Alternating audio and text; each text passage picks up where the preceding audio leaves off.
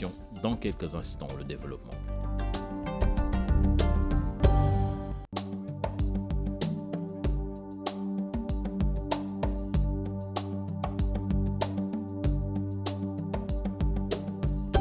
Bienvenue à toutes et à tous. Le Parti démocratique sénégalais réclame la démission du ministre de l'Intérieur. Le président du cadre des libéraux,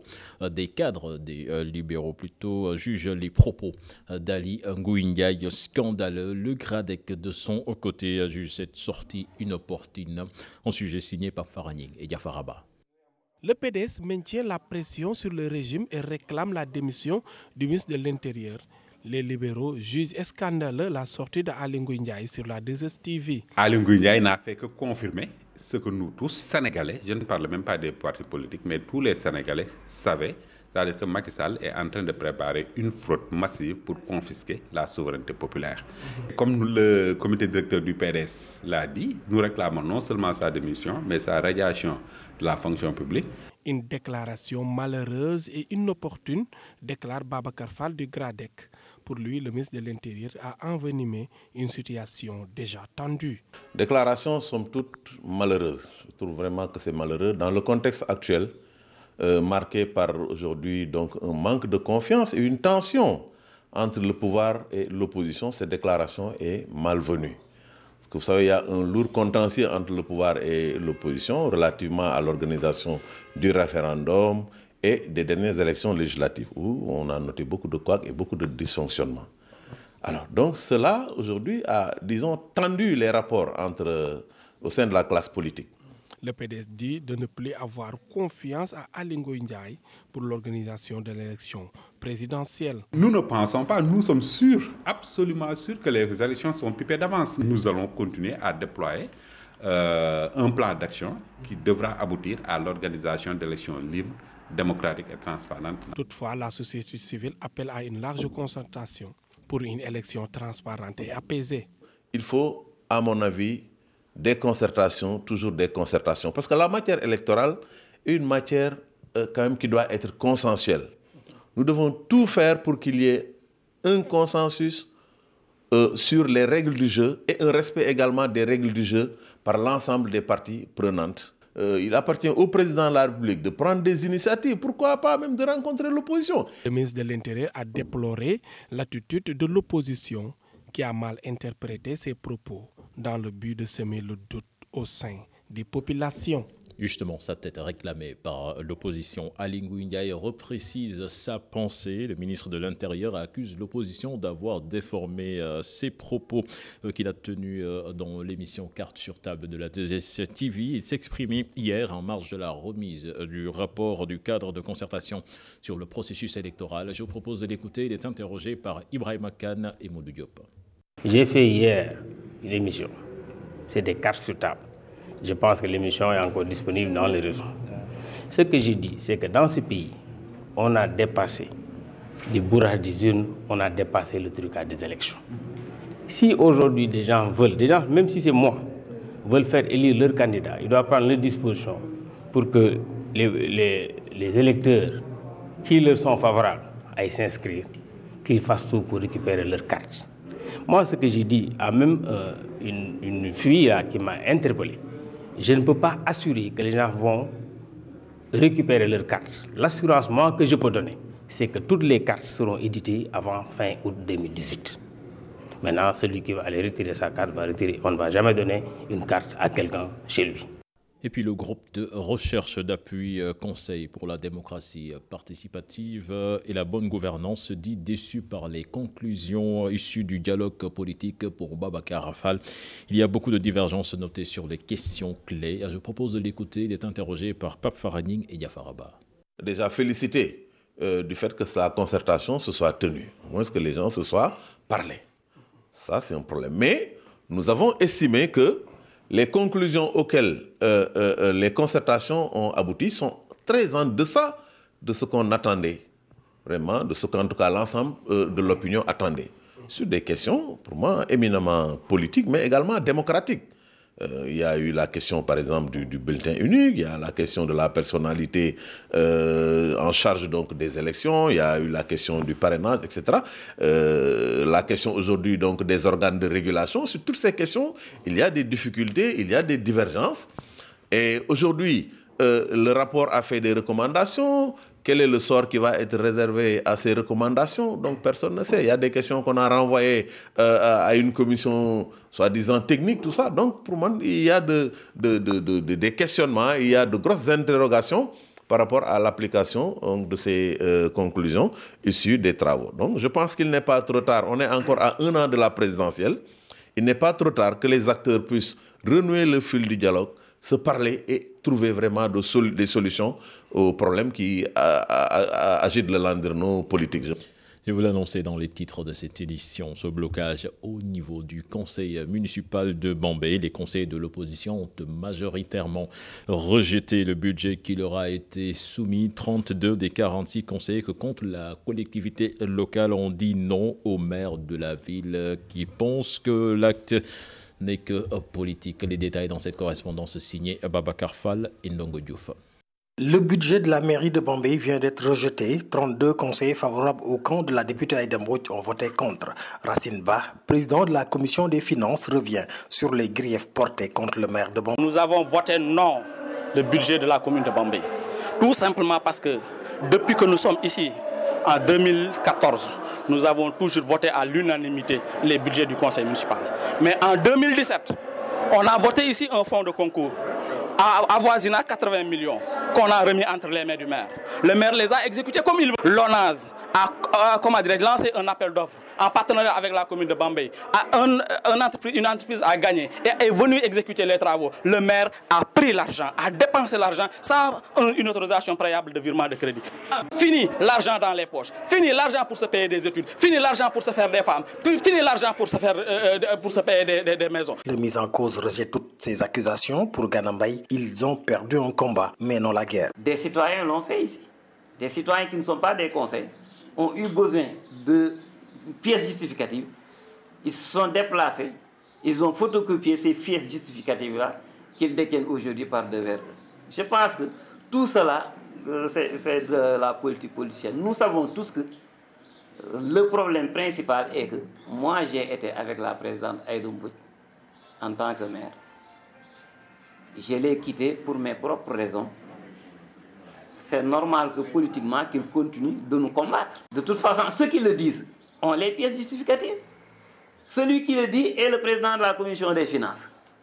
Il est membre de la commission des marchés. Le maire n'est même pas membre de la commission des marchés. Moi, si je demande des justificatifs, je leur demande ça. C'est à peine si des conseillers municipaux de la ville de Bambey n'en sont pas venus aux mains, tellement les nerfs étaient trop chauffés dans la salle des banquets de la mairie de la ville. Toujours en politique, Ahmed Fall Braya dément les rumeurs sur sa transhumance vers l'APR et rappelle qu'il est prêt à répondre à toutes les invitations du président Macky Sall pour le développement du Sénégal. Il annonce que Karim Wade sera au Sénégal avant l'élection présidentielle et qu'il demeure l'unique candidat du PDS. Le coordonnateur régional du PDS à Saint-Louis que je vous propose d'écouter au micro de Seynou Diop et Habib Sek. Notre candidat, nous, c'est Karim Wade. Et nous savons pertinemment qu'il sera là. Donc nous n'avons pas de problème par rapport à ça. Maintenant, si vous dites que Idrissa est sorti du lot, c'est vrai parce qu'Idrissa est en train de mener ses activités. Il a lui commencé, il a anticipé, il a commencé sa campagne. Déjà, je vous informe officiellement que j'ai reçu Déthié Fall, son numéro 2 aujourd'hui à la maison. Au nom de Idrissa, je l'ai reçu. On a discuté, on a échangé sur la vie politique nationale. Donc je pense que pour cela, ne vous faites pas d'allusion. Le Parti démocratique sénégalais a ses secrets, il a ses bottes qu'il garde par devers lui. Ne pensez pas qu'il est exclu de la campagne. Ne pensez pas que nous sommes absents, mais nous serons bien et très bien présents. En tout cas, préparez-vous à nous entendre. Préparez-vous à voir que nous allons arriver et à très bientôt. Comment on va le faire? Quelle est la formule? Ça, c'est un secret que nous garderons par devers nous, mais on sera dans la campagne. Parlons de toute autre chose à présent avec le directeur des ventes de Auchan Sénégal qui perd la vie dans un accident sur la route de l'Institut Diambar menant à Saly. Le corps sans vie est toujours à la morgue de l'hôpital de Mbour. Il sera rapatrié en France. Les détails dans cette correspondance signée Abdourahmane Diallo. L'accident a eu lieu hier lundi sur la route de Diambar vers 18h. Le directeur des ventes de Auchan Sénégal est tombé sur sa moto de type quad. Les secours étaient sur place à 18h05 et le début des opérations c'était à 18h10. Sur place, on a trouvé un monsieur âgé de 42 ans qui était dans un état polytraumatisé et dans un état de choc à cause du dérapage de l'engin qu'il conduisait de type quad. Il a fait un renversement suivi de dérapage. Après avoir été évacué à l'hôpital, 30 minutes après, Marc Ruffo perd la vie. La victime a été évacuée à l'urgence 24. C'est à sa demande. Le corps sans vie est actuellement à la morgue de l'hôpital de Mbour. La femme de Marc Ruffo et ses 3 enfants sont actuellement en vacances en France. Ils devraient rentrer dimanche prochain sur Dakar, mais malheureusement, c'est le corps sans vie du directeur des ventes de Auchan Sénégal qui va quitter dans les prochaines heures le Sénégal.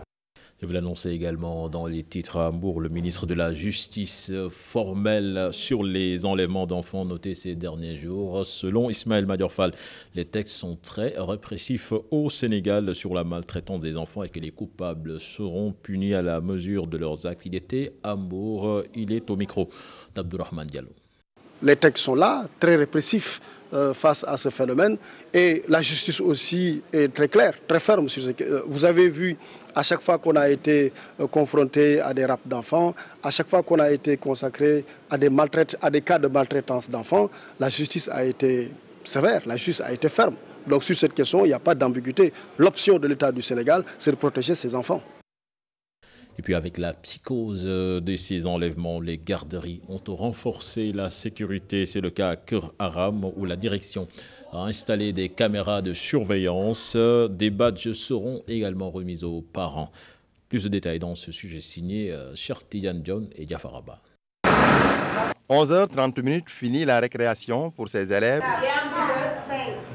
Les cours ont repris dans cet établissement préscolaire spécialisé en garderie. La sécurité des enfants occupe une place centrale. Sur les lieux, les entrées et les sorties sont filtrées. Nous avons donc installé également des caméras de surveillance qui permettent donc de capter donc toutes les images donc au niveau donc des environnements. Mais il faut dire quand même que c'est un phénomène qui interpelle donc l'ensemble des populations.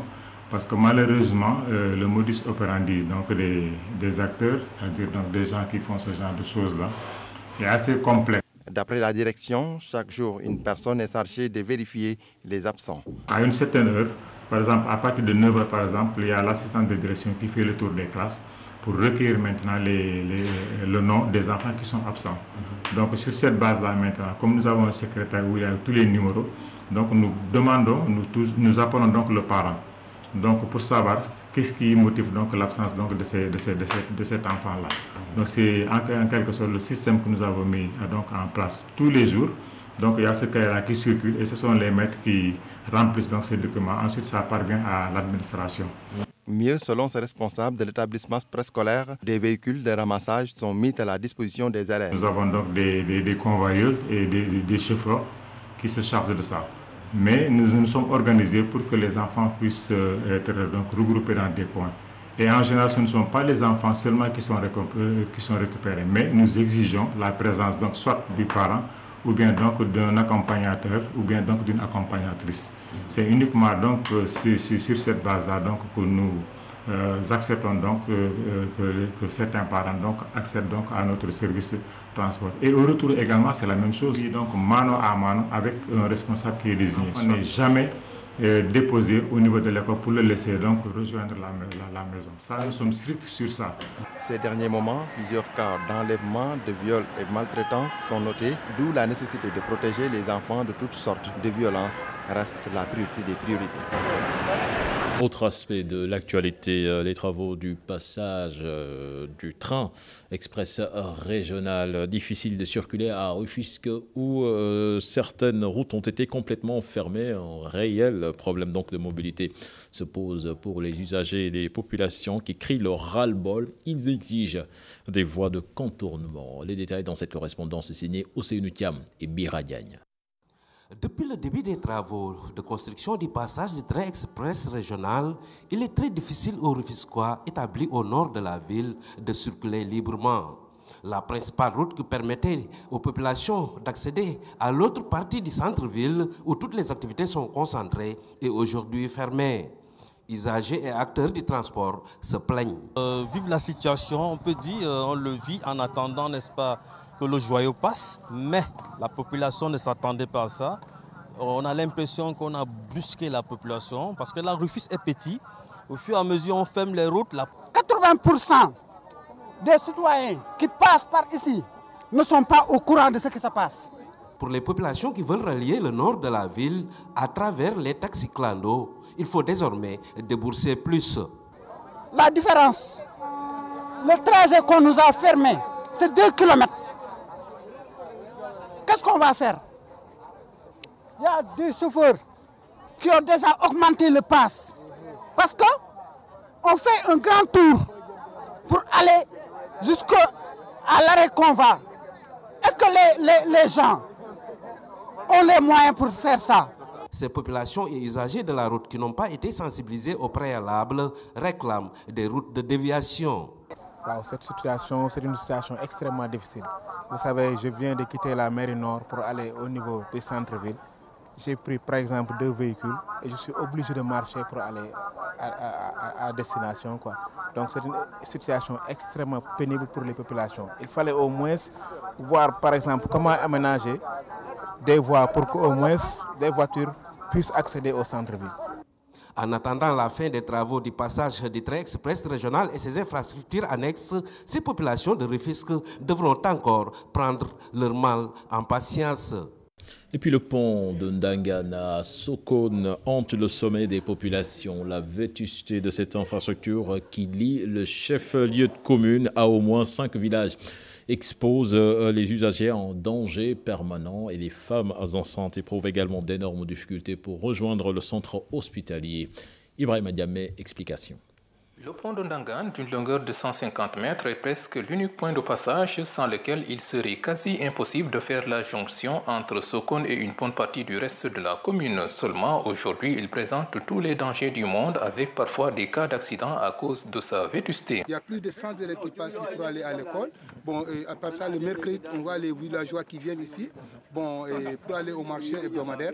Et de temps en temps, il y a des charrettes qui tombent dans les trous. Même aujourd'hui, le jour du même, en venant pour réparer le pont là, il y a un cheval qui est tombé entre le trou qui est là-bas. Là. Nous traversons difficilement le pont. Outre ces incidents, l'état du pont a aussi entraîné une forte déperdition scolaire de l'autre côté de la rive, déplorent les populations. Nous demandons aux autorités surtout de nous aider parce que les abandons d'école sont fréquents. Les élèves ne peuvent plus venir à l'heure exacte pour aller à l'école. Quand il y a marée haute, l'eau leur arrive jusqu'au rein.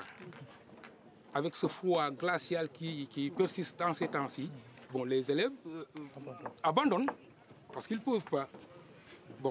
En plus de ça, nos mamans, nos femmes enceintes, pour venir au district accoucher, éprouvent beaucoup de difficultés. Et pourtant, selon les riverains, toutes les démarches ont été faites auprès des autorités compétentes, mais jusque-là, aucune réaction. On a déposé pas mal de demandes, mais le maire il court toujours derrière, mais bien fait. Pour éviter que le pont ne s'écroule, riverains usagers qui ne savent plus à quelle autorité se vouer mobilisent à chaque fois leurs énergies avec les faibles moyens du bord pour tenter de réparer en bricolant. Vraiment, c'est une honte parce qu'il y a l'État qui est là qui doit faire tout ça. Et il y a des gens autour de nous. Quand même, ils sont vraiment souffert. C'est pas la peine de répéter ce qu'il a dit. Et tout ça, c'est quelque chose qui touche à notre cœur. On aimerait quand même État faire quelque chose parce que vraiment, c'est une honte. Et comme ça se fait ailleurs, les populations de Sokone et environ réclament la construction d'un pont moderne si elles ne sont pas considérées comme des citoyens entièrement à part d'Israël.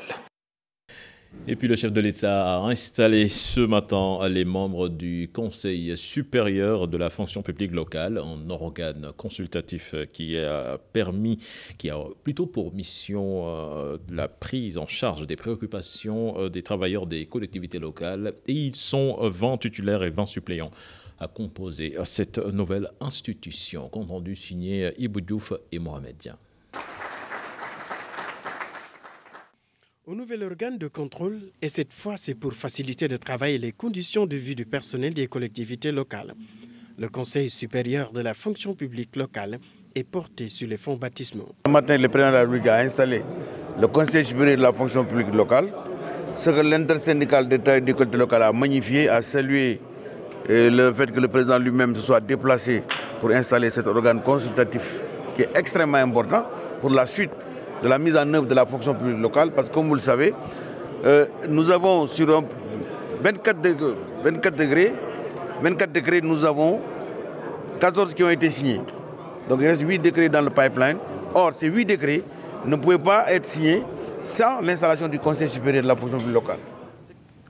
Avec cette réforme, il s'agit de construire le Sénégal à partir de chaque territoire en privilégiant une participation de tous, j'allais dire une participation de tous les acteurs territoriaux, fondée sur la concertation, la coopération et la coproduction. Les membres du Conseil supérieur de la fonction publique sont installés, une nouvelle institution pour mieux prendre en charge les préoccupations des travailleurs des collectivités. Vous savez que l'important d'un Conseil supérieur, c'est que toutes les questions qui ont trait au statut, et notamment des statuts particuliers, parce que vous savez que dans l'administration, il y a beaucoup de corps. Il y a les ingénieurs, il y a dans l'administration, dans l'aménagement du territoire, des personnels de santé, des travaux publics, etc. Donc le Conseil supérieur va donner des avis éclairés, n'est-ce pas, sur la marche en avant. Une instance composée de travailleurs et des élus locaux. Avec cet organe, beaucoup de manquements notés dans leur mission devront être pris en charge. Alors pour toutes ces raisons, je suis donc heureux, Sidia et l'ensemble des travailleurs de l'intersyndicale, de procéder ce matin à l'installation officielle du Conseil supérieur de la fonction publique locale, dont la création s'inscrit dans le renforcement de la démocratie territoriale, qui est une exigence de citoyenneté, mais aussi un levier de croissance. Ils sont 20 titulaires et 20 suppléants, 40 membres du Conseil supérieur de la fonction publique locale, avec une nouvelle mission, la bonne prise en compte des préoccupations des travailleurs des collectivités locales. Et puis absence de formation et de qualification dans le secteur de l'exploitation du pétrole et du gaz en prétexte pour l'association sénégalaise pour le développement de l'énergie en Afrique d'inciter les jeunes à davantage se former dans ce métier d'avenir. L'organisation annonce pour bientôt l'exploitation du pétrole au Sénégal, d'où la nécessité de davantage communiquer. Les détails avec Cheikh Diop et Pape Sangone Baye. La gestion des revenus tirés du pétrole, un des points soulevés au cours de cette rencontre. Des recommandations sont émises pour une utilisation efficiente de ces ressources. Il faut d'abord que tout le monde soit au même niveau d'information, autant que possible. Que ce soit la presse, que ce soit un peu les entreprises, que ce soit la presse, que ce soit les étudiants. Parce qu'il y a quand même pas mal de retombées qui vont tomber, qui vont arriver. Au niveau donc, des entreprises, au niveau des populations, au niveau de l'État. Donc il faut qu'on discute et qu'il y ait un bon cadre législatif. Parce que tout ça, il faut l'organiser et c'est l'État qui doit l'organiser. Bonne nouvelle concernant l'organisation du marché et de la distribution du gaz dans les ménages. L'organisation, c'est simple, c'est faire la distribution du gaz comme on distribue l'eau, comme on distribue l'électricité dans les ménages. Donc avec des tuyaux, vous ouvrez votre robinet, vous avez le gaz.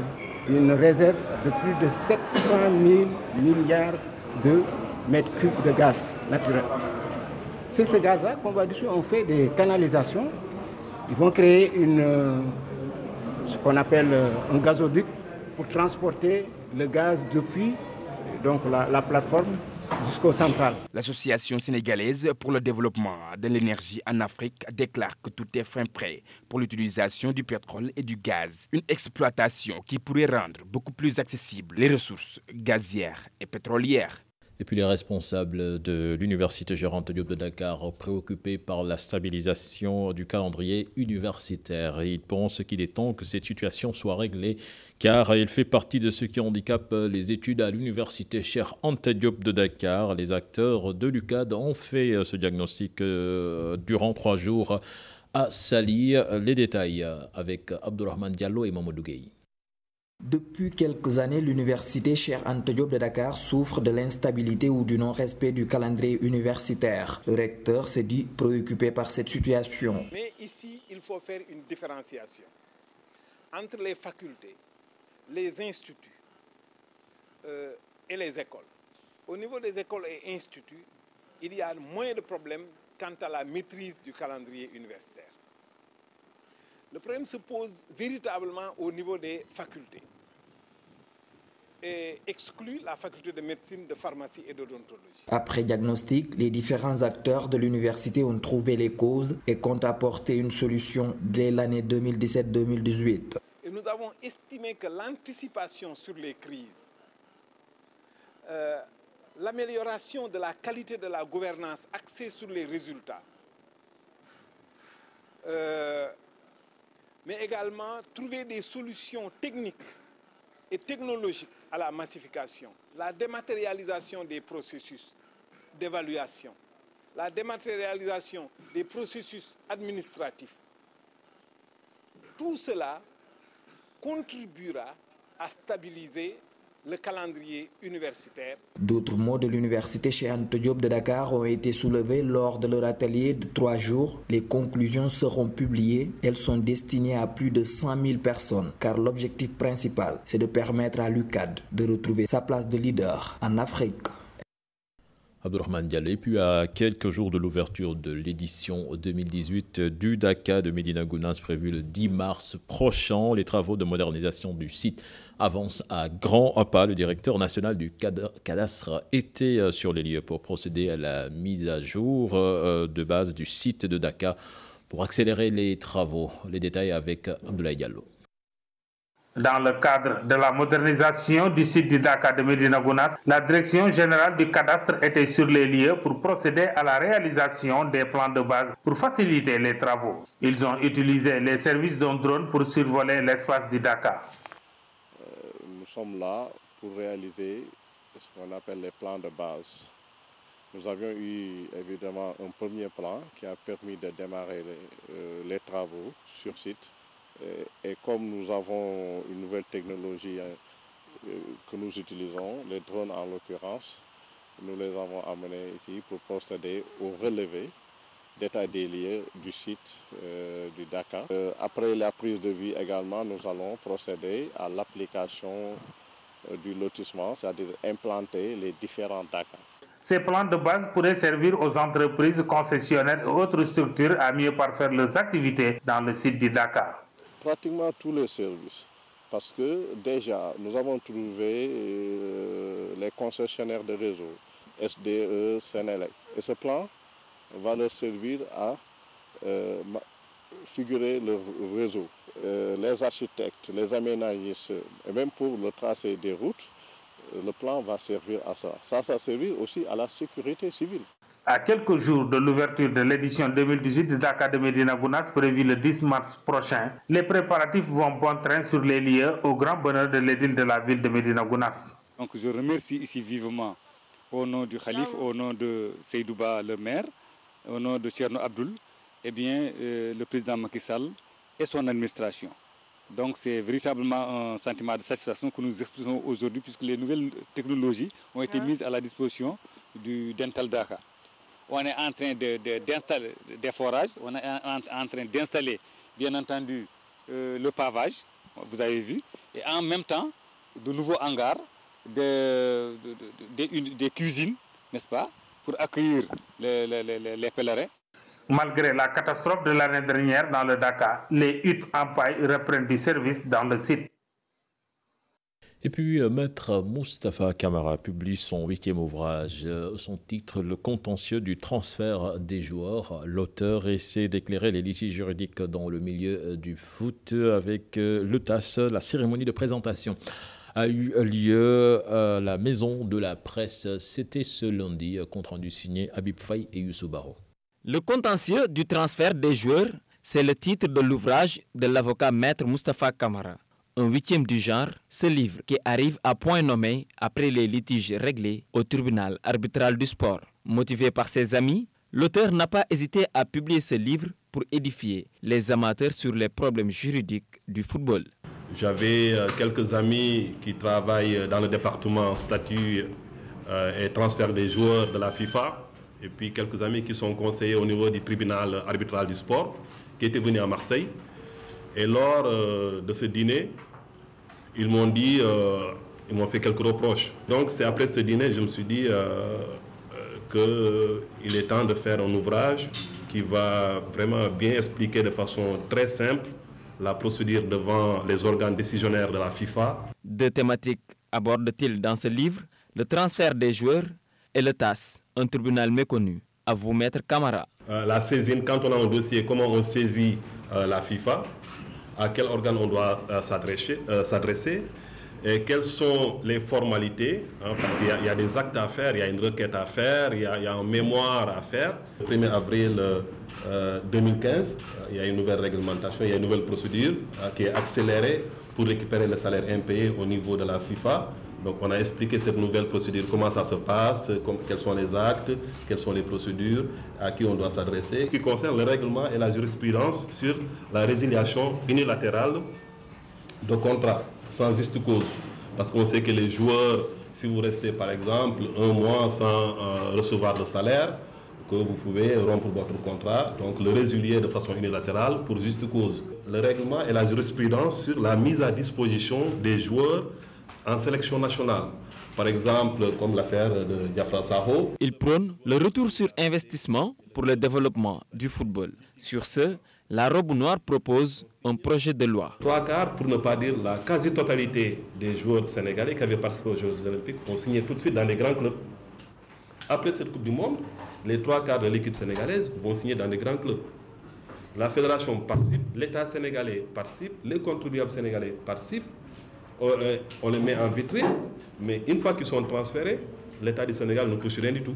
Nous, ce qu'on dit, c'est que quand même que les États africains, notamment le Sénégal, qui a aujourd'hui un contingent de 300 joueurs professionnels, que l'État du Sénégal, soit par un projet de loi ou bien une proposition de loi, de taxer un certain pourcentage sur tout transfert qui concerne un joueur international, un joueur de nationalité sénégalaise. Le guide juridique et pratique est le fruit d'une collaboration avec ses deux amis. Moustapha Kamara est à son 8e ouvrage. Cette fois-ci, le contentieux du transfert des joueurs devant la FIFA et le TAS est mis à profit. Et puis le centre de formation d'El Bosque des Parcelles Assainies remet des équipements de football aux jeunes sportifs de Kaolack. Une action qui entre dans le cadre de soutien aux équipes de football de la région de Kaolack. Alima Mumbeng, que je vous propose d'écouter au micro d'Ibrahima Diamé. Bon, notre objet, c'est qu'en le faisant souvent, quand on recevait des matériels sportifs venant de la Fédération espagnole de football et de la population de Burgos en Espagne, donc je le partage avec des écoles de football dans les régions qui n'ont pas les moyens. L'année passée, on l'avait fait avec là-bas en Louga, on l'a fait plusieurs fois avec Pire, etc. Donc cette fois-ci, on a décidé, un ami, un grand frère m'a appelé, s'appelle Khadim Tal, pour venir ici à Kaolack. Donc, on a amené des matériels de valeur de 1 million de francs CFA pour les donner comme donation de la part du centre de football d'El Bosque. Le matériel est composé de quoi et de quoi exactement? Le matériel, on est partenariat avec la Fédération espagnole de football et donc nous avons souvent des matériels sportifs. Donc l'année passée, ils nous ont envoyé un matériel de valeur de 27 millions. Cette année-là, ils nous ont envoyé un matériel de valeur de 87 millions de francs CFA. Donc c'est un grand plaisir de ma part de faire ces genres d'actes de solidarité, de collaborer avec les écoles de football qui n'ont pas les moyens. Il y a des jeux de maillots, des ballons. Bon, il y a des blousons. On a emmené 18 blousons, des lots de maillots, des ballons de compétition, des polos, etc. Vous avez destiné à qui précisément, à quelle équipe? On a destiné à Djubo FC. Je m'en profite pour remercier encore une fois le gouvernement espagnol et la Fédération espagnole de football qui ont toujours était disponible à notre côté. Voilà, c'était le dernier élément de ce journal. Prochain rendez-vous pour l'information, ce sera à 0h avec nous tout en images. Excellente suite de programme en compagnie de la Télé Futurs Médias. Au revoir.